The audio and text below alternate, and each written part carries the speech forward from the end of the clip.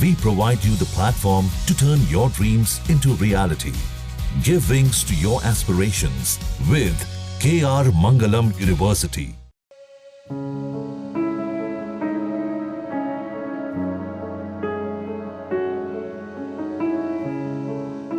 सिसकियों की आवाजें, मलबे में दबे अपनों को पुकारते लोग और हर तरफ बर्बादी का मंजर। म्यांमार के मांडले शहर में ये सिर्फ एक विनाशकारी भूकंप नहीं था, बल्कि हजारों परिवारों के सपनों और खुशियों को निगल जाने वाला एक भयावह हादसा था।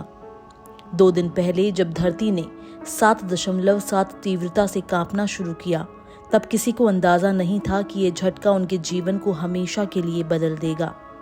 आज मांडले की सड़कों पर सिर्फ मलबा नहीं, बल्कि उन अधूरे सपनों की कहानियां बिखरी पड़ी है, जिन्हें ये भूकंप अपने साथ बहा ले गया। भयानक भूकंप के बाद म्यांमार के दूसरे सबसे बड़े शहर मांडले में अब तक मलबे में दबे और सड़कों पर पड़े शवों से उठती दुर्गंध हालात को बद से बदतर बना रही है। लोग अपने परिजनों की खोज में हाथों से ही मलबा हटाने में जुटे हैं, इस आस में कि शायद उनमें से किसी की सांसें चल रही हों।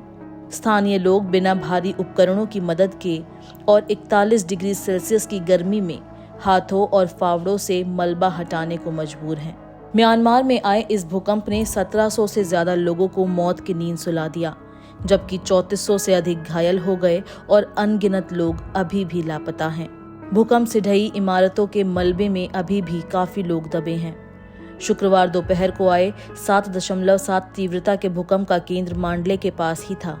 रविवार दोपहर को एक बार फिर भूकंप आया, जिसके झटकों के बाद सड़कों पर मौजूद लोगों में एक बार फिर चीख पुकार मच गई। हालांकि थोड़ी देर बाद राहत कार्य फिर से शुरू किया गया। उधर भूकंप के चलते थाईलैंड में भी कम से कम 18 लोगों की जान चली गई है। मांडले में रहने वालों में से काफी लोग अभी रात सड़कों पर बिताने को मजबूर हैं।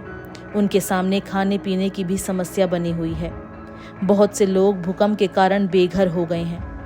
मांडले के स्थानीय लोगों को इस बात की चिंता है कि लगातार आने वाले झटकों के कारण अस्थिर इमारतें ढह सकती है। वहीं भारत ने म्यांमार में भूकंप से प्रभावित हुए लोगों की मदद के लिए मेडिकल यूनिट और बचाव दल भेजा है। भारत द्वारा कंबल, तिरपाल, hygiene kit, sleeping bag, solar lamp, खाने के पैकेट और किचन सेट जैसे आवश्यक सामग्री भेजी गई है। भारतीय विदेश मंत्रालय के अनुसार ऑपरेशन ब्रह्मा के तहत 2 C-17 विमान भेजे गए हैं, जिनमें 118 सदस्य भारतीय सेना की चिकित्सा टीम, महिलाओं और बच्चों की देखभाल सेवा और 60 टन राहत सामग्री शामिल थी। ये विमान शनिवार को म्यांमार पहुंचा। MEA प्रवक्ता रणधीर जायसवाल ने कहा है कि अब तक भारत से म्यांमार तक राहत सामग्री के 5 विमान पहुंच चुके हैं। इसके साथ ही भारतीय नौसेना के 2 जहाज INS सतपुरा और INS सावित्री 40 टन मानवतावादी सहायता लेकर यांगून के बंदरगाह पर पहुंच चुके हैं। साथ ही 118 सदस्य एक फील्ड अस्पताल को आगरा से म्यांमार भेजने की तैयारी की गई है।